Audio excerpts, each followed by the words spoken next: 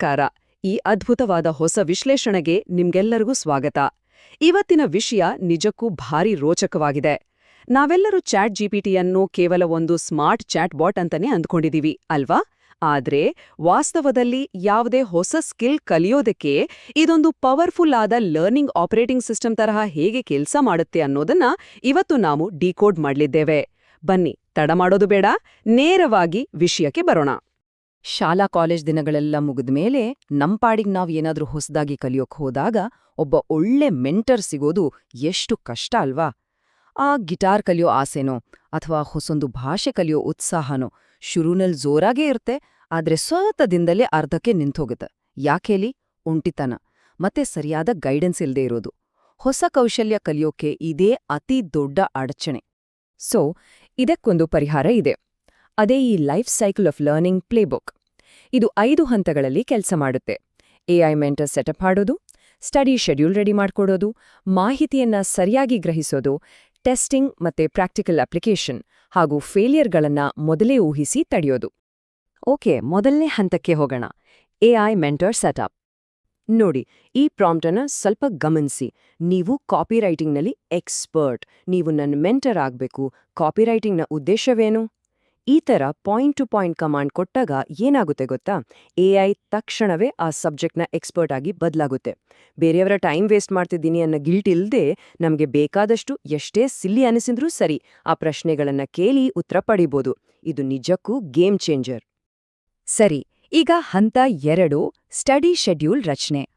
ನಾವು ಕಲಿಯೋಕೆ ಶುರು ಮಾಡಿದಾಗ ಅಕೌಂಟಬಿಲಿಟಿ ತುಂಬಾ ಮುಖ್ಯ.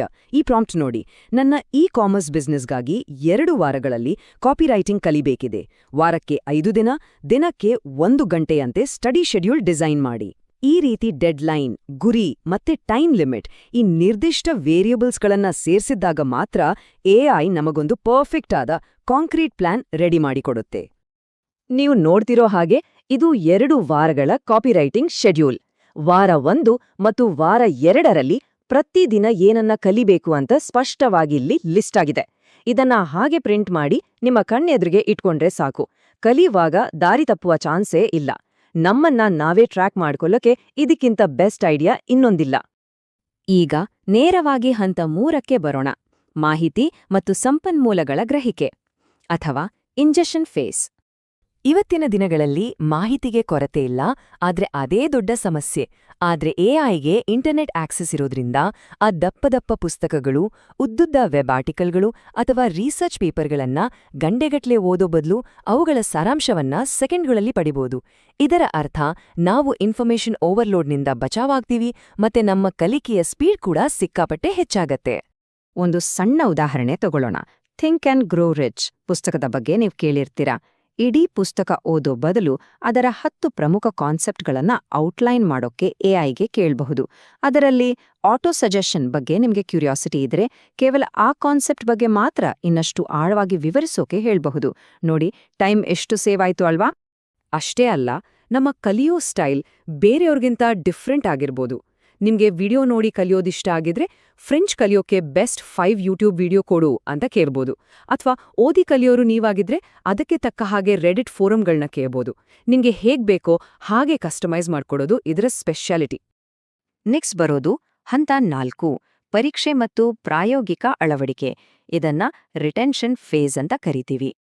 ಮಾಹಿತಿ ಕೌಶಲ್ಯವಾಗಿ ಬದಲಾಗೋದು ನಾವು ಅದನ್ನ ಟೆಸ್ಟ್ ಮಾಡಿದಾಗ ಮಾತ್ರ. ನನಗೆ ಫ್ರೆಂಚ್ ಕಾಮನ್ ಫ್ರೇಸಸ್ ಮೇಲೆ 5 ಪ್ರಶ್ನೆಗಳ ಎಕ್ಸಾಮ್ ಮಾಡು ಅಂತ ಕಮಾಂಡ್ ಕೊಡಿ. ಮೊದಲು ಎಐ ಪ್ರಶ್ನೆ ಕೇಳುತ್ತೆ, ನೀವು ಆನ್ಸರ್ ಮಾಡ್ತೀರಾ, ಆಮೇಲೆ ಅದು ಸರಿ ತಪ್ಪುಗಳನ್ನು ತಿದ್ದಿ ಮುಂದಿನ ಪ್ರಶ್ನೆಗೆ ಹೋಗುತ್ತೆ. ಅಕ್ಷರಶಃ ಒಬ್ಬ ಟೀಚರ್ ನಿಮ್ಮ ಪಕ್ಕದಲ್ಲಿ ಕೂತು ಟೆಸ್ಟ್ ತಗೊಂಡ ಹಾಗೆ ಇರುತ್ತೆ. ಈ ಇಡೀ ಪ್ಲೇಬುಕ್ನಲ್ಲಿ ಇದೊಂದು ಬಹಳ ಕ್ರೂಷಿಯಲ್ ಪಾಯಿಂಟ್. ಬೆಳಿಗ್ಗೆ ಹೊತ್ತು ಥಿಯರಿ ಓದೋದು, ವಿಡಿಯೋ ನೋಡೋದು ಸರಿ, ಆದ್ರೆ ಮಧ್ಯಾಹ್ನದ ಹೊತ್ತಿಗೆ ನೀವು ಕಲ್ತಿದ್ದನ್ನ ರಿಯಲ್ ವರ್ಲ್ಡ್ನಲ್ಲಿ ಅಪ್ಲೈ ಮಾಡ್ಲೇಬೇಕು. ಅಂದ್ರೆ ಪ್ಯಾಸಿವ್ ಆಗಿ ಓದೋದ್ರಿಂದ ಆಕ್ಟಿವ್ ಆಗಿ ಕೆಲಸ ಮಾಡೋ ಕಡೆಗೆ ಶಿಫ್ಟ್ ಆಗೋದು ಅತ್ಯಂತ ಅವಶ್ಯಕ. ಪ್ರಾಕ್ಟಿಕಲ್ ಆಗಿ ಮಾಡೋದಂದ್ರೆ ಏನು? ಈ ಪ್ರಾಂಪ್ಟನ್ನ ಸ್ವಲ್ಪ ನೋಡಿ. ನಾನು ಪೈಥಾನ್ ಕಲಿಯುತ್ತಿರುವ ಬಿಗಿನರ್. ಇಂದು ನನ್ನ ಸ್ಕಿಲ್ಸ್ ಇಂಪ್ರೂವ್ ಮಾಡ್ಕೊಳ್ಳೋಕೆ ನಾನು ಯಾವ 3 ಸರಳ ಪ್ರಾಜೆಕ್ಟ್ಗಳನ್ನ ಮಾಡಬಹುದು? ನಾವು ಸುಮ್ಮನೆ ಥಿಯರಿ ಓದಿ ತಲೆ ಕೆಡಿಸ್ಕೊಳ್ಳೋ ಬದಲು ಈ ರೀತಿ ಆಕ್ಷನಬಲ್ ಟಾಸ್ಕ್ಗಳನ್ನ ಕೇಳಿದಾಗ ನಿಜವಾದ ಮ್ಯಾಜಿಕ್ ಶುರುವಾಗುತ್ತೆ. ಆ ಪ್ರಾಂಪ್ಟ್ಗೆ ಬಂದಿರೋ ಔಟ್ಪುಟ್ ನೋಡಿ. ಗೆಸ್ ದ ನಂಬರ್ ಗೇಮ್, ಮ್ಯಾಡ್ಲಿಬ್ಸ್ ಮತ್ತು ಕ್ಯಾಲ್ಕುಲೇಟರ್. ಈ ಸಣ್ಣ ಸಣ್ಣ ಪ್ರಾಜೆಕ್ಟ್ಗಳನ್ನ ನೀವೇ ಸ್ವತಃ ಬಿಲ್ಡ್ ಮಾಡಿದಾಗ ಆ ಹೊಸ ಕೌಶಲ್ಯದ ತಳಹದಿ ಗಟ್ಟಿಯಾಗುತ್ತೆ. ಯಾಕಂದ್ರೆ ನೀವೇ ಯೋಚನೆ ಮಾಡಿ, ನಾವು ಓದಿ ಕಲಿಯೋದಕ್ಕಿಂತ ಮಾಡಿ ಕಲಿಯೋದು ಯಾವತ್ತಿಗೂ ಲೈಫ್ ಲಾಂಗ್ ನೆನ್ಪಿರುತ್ತೆ ಅಲ್ವಾ? ಈಗ ಕೊನೆಯದಾಗಿ ಹಂತ 5, ವೈಫಲ್ಯಗಳ ತಡೆಗಟ್ಟುವಿಕೆ. ಇದು ನನ್ನ ಫೇವ್ರೆಟ್ ಫೇಸ್. ನಾವು ಯಾವಾಗ್ಲೂ ಇದನ್ನ ಮಾಡೋದು ಹೇಗೆ ಅಂತಾನೇ ಕೇಳ್ತೀವಿ, ಆದ್ರೆ ಇಲ್ಲಿನ ಕೌಂಟರ್ ಇಂಟ್ಯೂಟಿವ್ ಪ್ರಾಂಪ್ಟ್ ನೋಡಿ. ನಾನು ಪೋರ್ಟ್ರೇಟ್ ಫೋಟೋಗ್ರಫಿ ಕಲಿಬೇಕಿದೆ, ನಾನು ಯಾವೆಲ್ಲ ರೀತಿಯಲ್ಲಿ ಫೇಲ್ ಆಗಬಹುದು, ಜನರು ಕಾಮನ್ ಆಗಿ ಮಾಡುವ ತಪ್ಪುಗಳೇನು? ಈ ಪ್ರಶ್ನೆ ಎಐಯನ್ನ ಒಂದು ಟ್ರಬಲ್ ಶೂಟಿಂಗ್ ಟೂಲ್ ಆಗಿ ಕನ್ವರ್ಟ್ ಮಾಡುತ್ತೆ. ಇಲ್ಲಿ ಲಿಸ್ಟ್ ಮಾಡಿರೋ ಕಾಮನ್ ತಪ್ಪುಗಳನ್ನ ನೋಡಿ. ಲೈಟಿಂಗ್ ಬಗ್ಗೆ ನಾಲೆಜ್ ಇಲ್ದಿರೋದು, ಪೂರ್ ಕಾಂಪೊಸಿಷನ್, ಮತ್ತೆ ಮುಖ್ಯವಾಗಿ ವ್ಯಕ್ತಿಯ ಎಮೋಷನ್ಸ್ ಅನ್ನ ಕಡೆಗಣಿಸೋದು. ಕ್ಯಾಮೆರಾ ಲೆನ್ಸ್ಗಿಂತ ಫೋಟೋದಲ್ಲಿರೋ ವ್ಯಕ್ತಿಯ ಭಾವನೆಗಳು ಇಂಪಾರ್ಟೆಂಟ್ ಅಂತ ನಿಮ್ಗೆ ಮೊದಲೇ ಗೊತ್ತಾಗ್ಬಿಟ್ರೆ, ಮುಂದೆ ಬರಬಹುದಾದ ಎಷ್ಟೋ ನೀರಸ ಫೋಟೋಗಳನ್ನ ನೀವು ಮೊದಲೇ ಅವಾಯ್ಡ್ ಮಾಡಬಹುದು. ಇದು ನಿಮ್ಮ ಸಾವಿರಾರು ಗಂಟೆಗಳ ಟೈಮ್ ಮತ್ತು ಫ್ರಸ್ಟ್ರೇಷನ್ ಅನ್ನ ಉಳಿಸುತ್ತೆ. ಸೊ ಇವತ್ತಿನ ಈ ವಿಶ್ಲೇಷಣೆ ನಿಮ್ಗೆ ಇಷ್ಟ ಆಯ್ತು ಅನ್ಕೊಳ್ತೀನಿ. ಈಗ ಕೊನೆಯದಾಗಿ ನಿಮಗೊಂದು ಪ್ರಶ್ನೆ. ಈ ಪವರ್ಫುಲ್ ಆದ ಎಐ ಲರ್ನಿಂಗ್ ಆಪರೇಟಿಂಗ್ ಸಿಸ್ಟಮ್ ಅನ್ನ ಬಳಸ್ಕೊಂಡು ಮುಂದಿನ ಯಾವ ಹೊಸ ಸ್ಕಿಲ್ ಅನ್ನ ನೀವು ಕರಗತ ಮಾಡ್ಕೊಳ್ಳೋಕೆ ಇಷ್ಟಪಡ್ತೀರಾ?